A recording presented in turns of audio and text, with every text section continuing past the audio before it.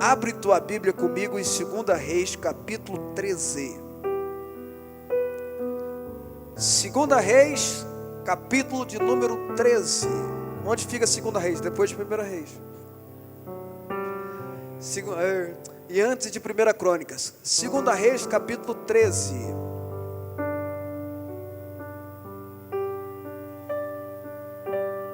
Eu vou ler do verso 14 até o verso 19.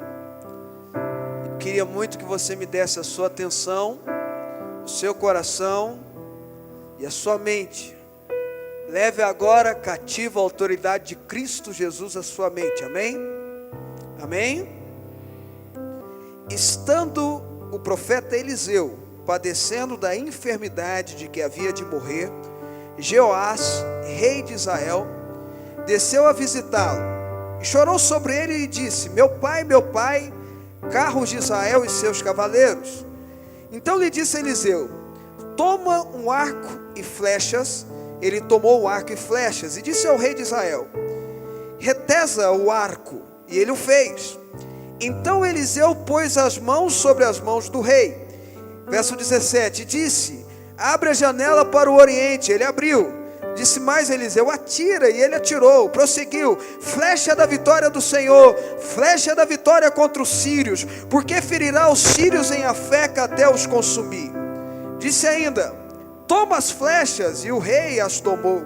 Então disse o profeta ao rei de Israel: atira contra a terra. E ele a feriu 3 vezes e cessou. Então, verso 19, o homem de Deus se indignou muito contra ele e disse: 5 ou 6 vezes deveria ter ferido, então feririas os tiros até os consumirem. Porém agora, só 3 vezes ferirá os tiros. E a Bíblia fala no verso 20, que Eliseu morreu. A Bíblia conta a história de 2 homens um pouco diferentes um do outro, mas que se encontraram em uma determinada situação. Eliseu, o grande profeta, o grande homem de Deus. O nome Eliseu quer dizer Deus nos salvará, ou Deus é a nossa salvação. Alguns estudiosos dizem que a figura de Eliseu é uma figura de Jesus, é uma figura de Cristo Jesus no Antigo Testamento, apesar de ele ter sido um personagem, uma pessoa, um profeta, um grande homem de Deus. E um dia Eliseu, na sua casa, perto de uma enfermidade que ele ia falecer, a Bíblia diz que Jeoás, o rei, vai lá ver ele, vai fazer uma visita talvez política, mas também uma visita desesperadora. Vou explicar. A Bíblia diz que Jeoás era um péssimo rei, um rei extremamente maldoso, que andou nos caminhos do pai dele, e por isso não servia ao Senhor, muito pelo contrário. E ele foi um rei particular, porque ele começou a reinar junto com o pai dele, no final do reino do pai dele, e o seu filho começou a reinar também junto com ele. Ele quase não reinou sozinho. A Bíblia não explica porquê, nem a história explica porquê disso. Mas nesse momento que Eliseu estava para morrer, ele foi lá encontrar com Eliseu. Eu quero só primeiro abrir uma observação aqui, porque a gente precisa entender alguma coisa, crente precisa entender algumas coisas. A Bíblia diz que Eliseu estava enfermo de uma doença que estava para morrer. Se você for estudar Naamã, quando Naamã foi visitar Eliseu, Eliseu não saiu da casa dele porque ele ficava deitado, ele já tinha essa enfermidade. É para a gente entender algumas coisas sobre os homens de Deus.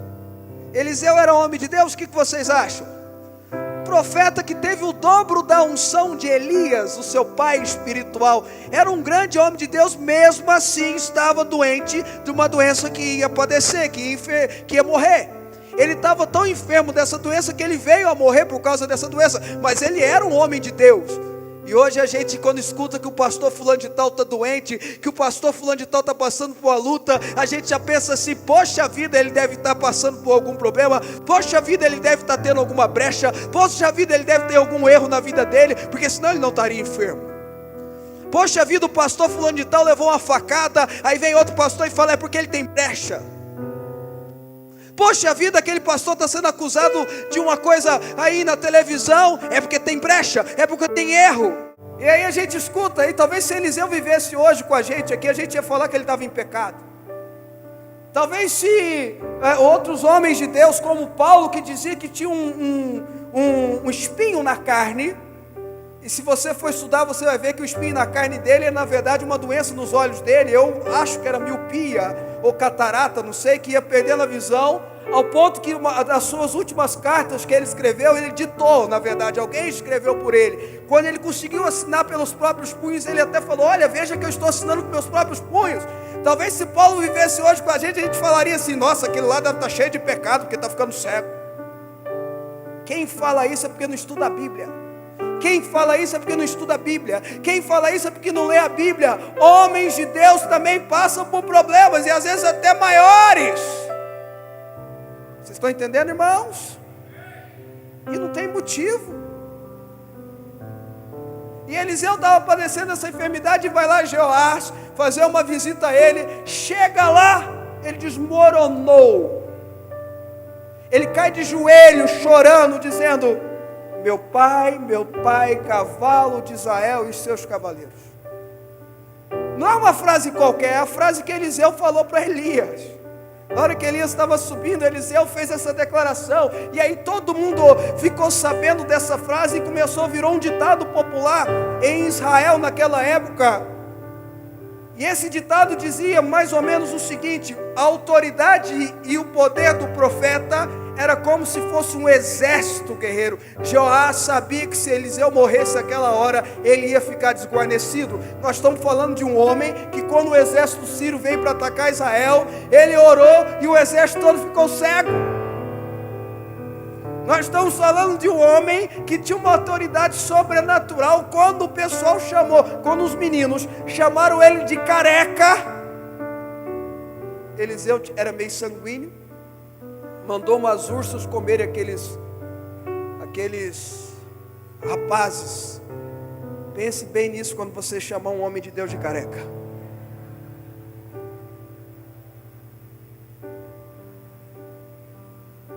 Joás, aquele rei, começa a chorar diante de Eliseu: meu pai, cavalo de fogo e seus cavaleiros. E Eliseu não deu muita moral não. Eliseu tinha um negócio diferente nele. Naamã chegou nele. Naamã era o poderoso general, o maior guerreiro da época.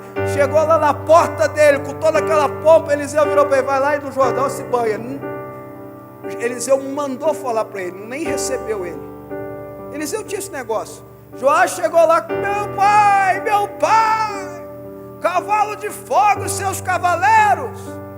Aí Eliseu virou para ele: pega um arco e uma flecha, Deus vai falar com você.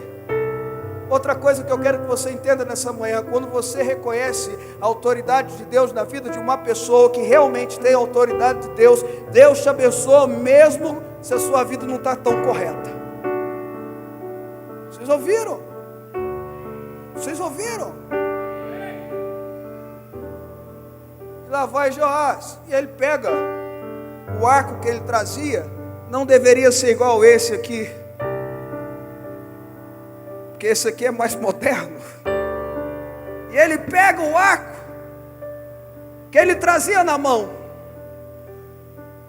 O alforje estava ali com as suas flechas também, e ficou meio sem entender. E aí o profeta manda ele abrir a janela. Primeiro ele manda usar o que ele tinha na mão. Se você for estudar na Bíblia, você vai ver que Deus sempre pede para você usar aquilo que está na sua mão. Quando a gente pede, Deus nos usa. Deus me usa com um ministério. Deus me usa para alcançar minha família. Deus me usa para fazer uma revolução nos meus negócios. Deus me usa para tocar a minha cidade. Deus me usa para tocar as pessoas que estão em volta de mim. Ou Deus faz um milagre na minha vida. Geralmente Deus fala para você o que você tem na sua mão. Foi assim com Moisés, foi assim com Davi. A gente cantou aqui agorinha: pedra na mão, gigante na mira. Era o que Davi sabia fazer, é o que ele sabia instrumentalizar. Ele sabia pegar uma funda, ele sabia pegar uma pedra, ele sabia girar e atingir na cabeça de alguém. Saul tentou colocar nele uma roupa de guerra. Davi falou: essa roupa não me serve, o que me serve é a funda, o que me serve é a pedra, o que me serve é aquilo que eu tenho nas minhas mãos. Deus quer usar você, mas Ele vai usar através daquilo que você tem nas suas mãos. O seu estudo, o seu diploma, a sua inteligência, a sua capacidade de falar, o seu jeito de cantar, o seu jeito de tocar as pessoas, o seu jeito de ser, a sua inteligência, a sua capacidade. Todos nós temos capacidade para alguma coisa. É isso que Deus vai usar. Ele pega a funda e o profeta manda, a funda não, o arco, e o profeta manda ele abrir a janela. Aí vem a segunda coisa: o que impede você de lançar flechas? O que impede você de usar o instrumento que Deus colocou nas suas mãos? Que janela que trava você de usar aquilo que Deus colocou nas suas mãos? E geralmente a janela está fechada porque a gente fechou ela. Não é porque ninguém fechou, não. Ele manda abrir. E a Bíblia diz que Eliseu põe a mão sobre a mão de Jeoás. A bênção de Deus estava vindo sobre Jeoás. A mão de Eliseu estava vindo sobre Jeoás. E aí, o profeta manda ele, usa a expressão, deixa eu pegar a expressão, retesa o arco. Retesa o arco. Puxa o arco. Puxa para trás. Aí eu vou ter que fazer uma observação aqui. Às vezes, você precisa ser puxado para trás. Às vezes, você precisa ser mexido. E quem faz isso, às vezes, é Deus. A gente põe a culpa no tinhoso. A gente põe a culpa nas pessoas. A gente põe a culpa na família. Às vezes é mesmo, é verdade. Mas às vezes é Deus que nos puxa para trás. E a gente tem que entender isso. Deus faz isso. Quando Jesus foi para o deserto, a Bíblia diz, para ser tentado pelo diabo, a Bíblia diz que ele foi impelido pelo Espírito Santo. Quem levou Jesus para o deserto foi Deus. Quem mandou Abraão sacrificar o filho dele não foi uma profetisa, não foi um apóstolo, não foi um sei lá o que, foi Deus.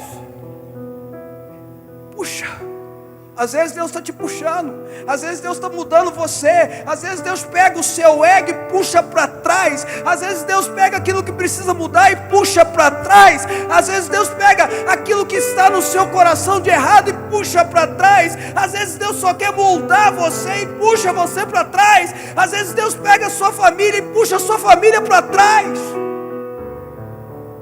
seus negócios. Puxa vida, mas eu estou fazendo tudo certinho, eu estou organizando tudo certinho, eu estou trabalhando feito um condenado, eu estou dizimando e ofertando, e as coisas não andam, é porque Deus às vezes te puxa para trás. Às vezes Ele não muda a situação, porque Ele está usando a situação para mudar você. Retesa do arco, Ele puxou, solta a flecha, Ele soltou, a flecha foi. E Eliseu disse: flecha da vitória contra os sírios, flecha da vitória do Senhor. Por que Eliseu falou isso? Eu vou te explicar. O medo de Jeoás era os sírios. Eles tinham destruído, se você ver o capítulo 3 anteriormente, eles tinham destruído o reino, o exército do pai dele. Ele morria de medo, ele não queria que Eliseu morresse, porque ele achava que se Eliseu morresse, os sírios, que era o maior exército daquela época, iriam destruí-los. E aí Eliseu libera a palavra, libera a bênção, libera a palavra e declara a flecha da vitória contra os sírios. Não adianta apenas soltar a flecha, não adianta apenas puxar o arco, você precisa também declarar profeticamente. A sua boca precisa ser a expressão da tua fé. A fé, ela não só vem com os nossos atos, ela precisa ser declarada. É por por isso que Jesus, quando ele ia fazer um milagre, ele olhava para a pessoa e fazia uma pergunta. A pessoa era coxa, ela não andava. A pessoa era cega, não enxergava. A pessoa tinha um problema que todo mundo sabia qual é. Jesus sabia qual é. E Jesus mesmo assim perguntava: o que queres que eu te faça? Será que Jesus não sabia? O que queres que eu te faça? Você precisa ter declaração. Quantas vezes você se abençoou? Ou você olhou para o espelho e disse que você era feio? Ou você olhou para o espelho e disse que você é um fracassado? Ou você declarou coisas ruins sobre a tua vida? Quantas flechas negativas você lançou para a tua vida? Quantas vezes você foi um instrumento do diabo para amaldiçoar a sua própria vida?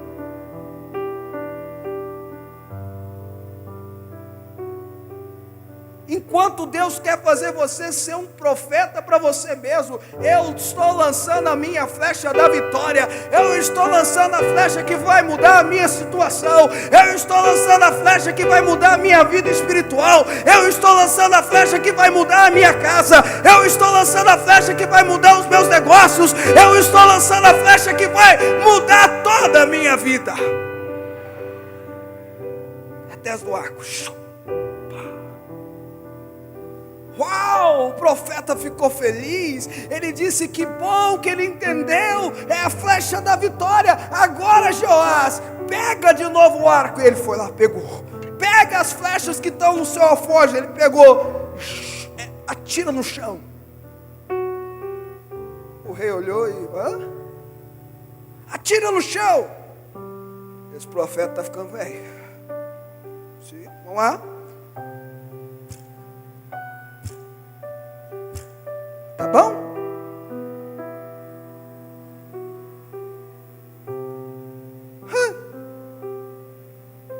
A cara de Eliseu mudou.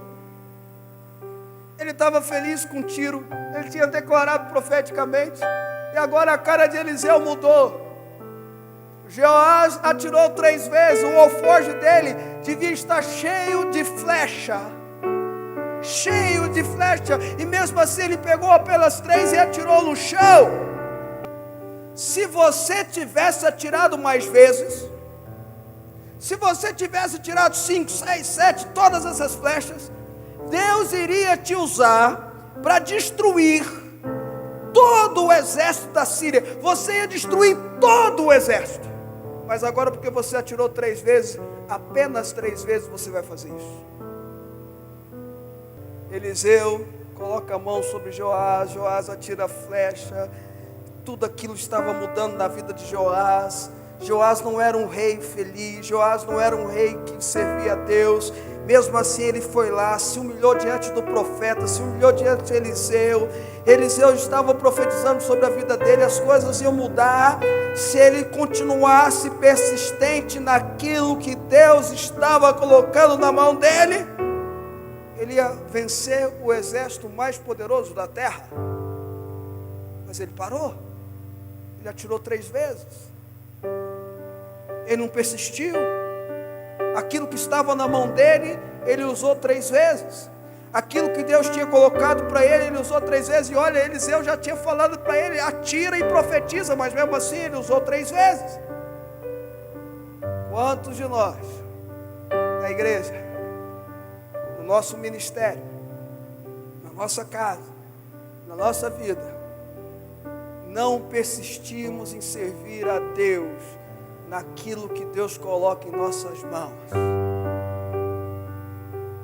E por isso ficamos pela metade naquilo que Deus queria fazer. Deus não é Deus incompleto. Diga comigo: Deus não é incompleto. Deus é completo. A obra dele é completa. É o que ele predestinou para você. Mas eu preciso tomar posse disso. Se eu tomo posse apenas da metade, eu vou viver na metade. Se eu atiro 3 vezes, eu vou só atingir 3 vezes. Se Deus me deu um arco, flecha para tirar para o alto, para cima e profetizar, eu não posso ficar parado apenas nas minhas 3 flechinhas que eu peguei ali. Vocês estão entendendo o que eu estou dizendo, irmãos? Quem pode dar um glória a Deus aí? Às vezes eu vejo gente com chamado, uma revelação, com estudo, com a palavra de Deus lançada, e ele continua tirando só 1, 2, 3 flechas. Quando Deus queria usá-lo para fazer uma revolução. Bom, revolução no mundo tem que ter muita coisa, mas Deus pode te usar para fazer uma revolução no seu mundo. Antes de fazer uma revolução no mundo, Ele quer fazer uma revolução no seu mundo. E às vezes você não faz a revolução no seu mundo, porque você não lança as flechas todas que Ele gostaria que você lançasse. Alguém te chama para o ministério e você diz, não, eu estou preocupado com outras coisas, não, eu não dou conta, não, eu não dou conta de pressão, não, eu não dou conta de cobrança. E se você parar para pensar, a vida é cheia de pressão, a vida é cheia de cobrança. Quem não dá conta de pressão, quem não dá conta de cobrança, não dá conta de viver.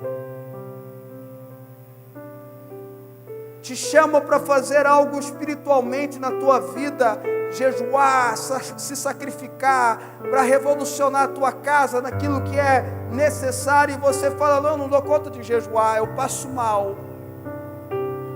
Da 11 horas se eu não tomei café, dou crise de abstinência.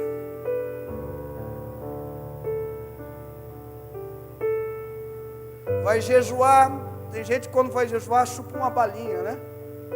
Não, estou chupando é para tirar o bafo. Um dia eu cheguei, esse rapaz que eu vou contar é um homem de Deus hoje, mudou, mas isso faz muito tempo atrás.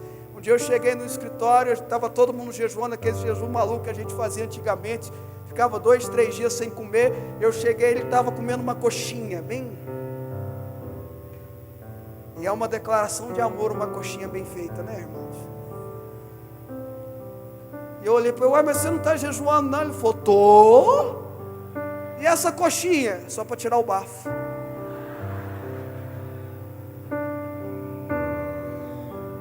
Um pastor americano me contou que um dia ele fez um jejum na igreja dele e falou assim, todo mundo vai jejuar daquilo que mais gosta. E aí uma irmã lá que ele conhecia falou, vou jejuar de Coca-Cola, que é o que eu mais gosto. Amém. Fé é fé, né, irmãos? Aí ele chegou no restaurante, no primeiro dia ela estava tomando Pepsi.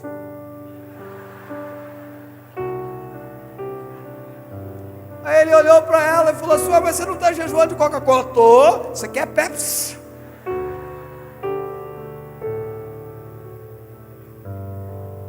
Uai. Deus quer que você atire as 15, 20, 30 flechas. Deus quer que você vá até o seu potencial. Deus quer que você rompa as barreiras que estão diante de você. Deus quer que você toque o céu. Você fica fazendo a oração morna. Jesus abençoe o papai e a mamãe, o papai, em nome de Jesus, amém. Vocês estão entendendo o que eu estou dizendo? Eu quero que você vá para onde as águas são mais fundas, porque é lá que tem peixe.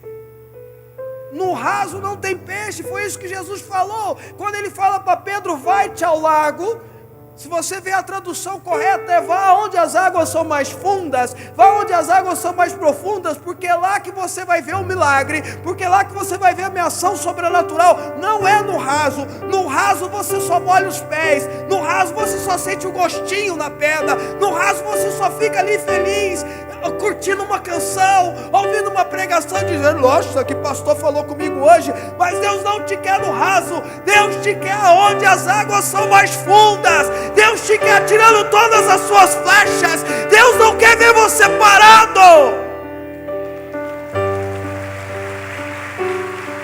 Flecha da vitória. Flecha da vitória. Estude, vá atrás do teu potencial, mas não despreze. Eu estou terminando a mensagem, porque eu já embaralhei tudo mesmo. Não despreze o seu potencial na casa de Deus.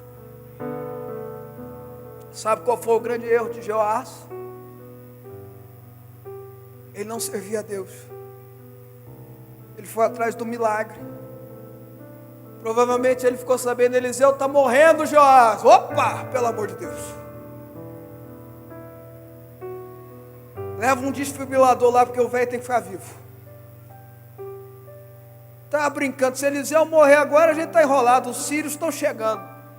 E ele corre para lá e olha para Eliseu e fala: meu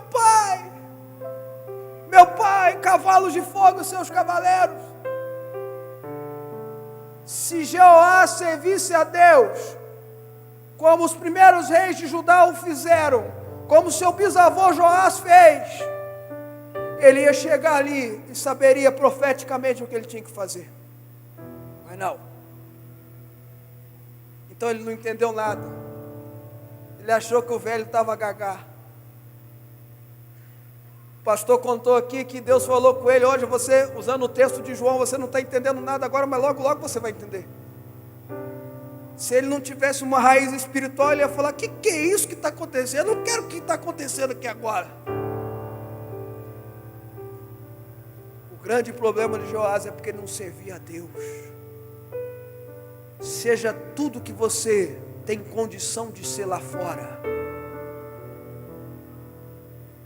Quer prestar um concurso? Preste. Nós precisamos de promotores, juízes, nós precisamos de delegados, nós precisamos de pessoas, homens e mulheres de Deus, que fazem a diferença aí fora. Se você é um médico, faça isso com zelo. Se você é um engenheiro, faça isso com zelo. Se você é um professor, mais ainda, você não sabe a responsabilidade que você tem diante de Deus. O inferno sabe a responsabilidade que tem doutrinar as crianças e os jovens na escola e na faculdade. Não tem lugar onde tem mais doutrina do que na sala de aula.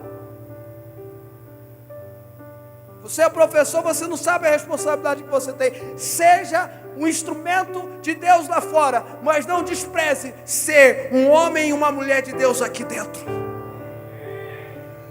Porque é aqui que você vai aprender a atirar todas as flechas que estão na sua aljava. Deus quer te usar. O que você tem na mão? Eu não tenho nada, ótimo, é isso que Deus gosta. Quando não tem nada, Deus é especialista em começar do zero. Ele simplesmente chega na tua vida e fala assim: haja luz! E houve luz. E quando a vida está arrebentada, bispo, ou seja, uma verdadeira desgraça. Não estou falando palavrão não, viu gente? Desgraça é ausência da graça. Não vale nada. Beleza, Deus é especialista em novos começos. Mas e quando eu sou homem de Deus, eu estou servindo ao Senhor desde criancinha, bispo?